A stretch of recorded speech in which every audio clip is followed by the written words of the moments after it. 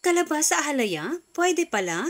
Yes, pwedeng-pwede mga kakusina. Hindi lang ubi ang pwede gawing halaya. Pwede rin ito gawin sa kalabasa. At talaga namang napakasarap. Umpisahan na nga natin dito sa ating 200 grams ng kalabasa. Balatan lang natin ito at slice ng ganito kaliit. Ilagay na natin ito sa kawali at lagyan lang natin ng 1/3 cup ng tubig. At pakuluan lang natin ito hanggang sa ito'y lumambot.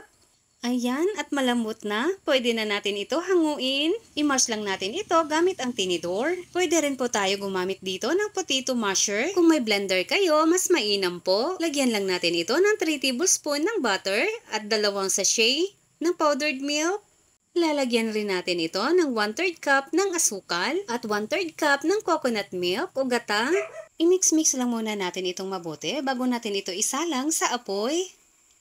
Haluin lang natin ito palagi para hindi dumikit sa ilalim at masunog. Tuloy lang sa paghalo hanggang sa maging ganito na ang consistency. At pwede na po ito.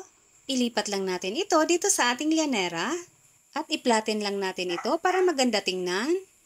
Ayan, at lagyan lang natin ito ng cheese para mas lalong sumarap. At ayan na, may kalabasa halaya na tayo. Ang sarap talaga nito, ginagawa ko itong panghimagas. Huwag po kalimutan mag-follow and share. Maraming salamat hanggang sa susunod mga kakusina!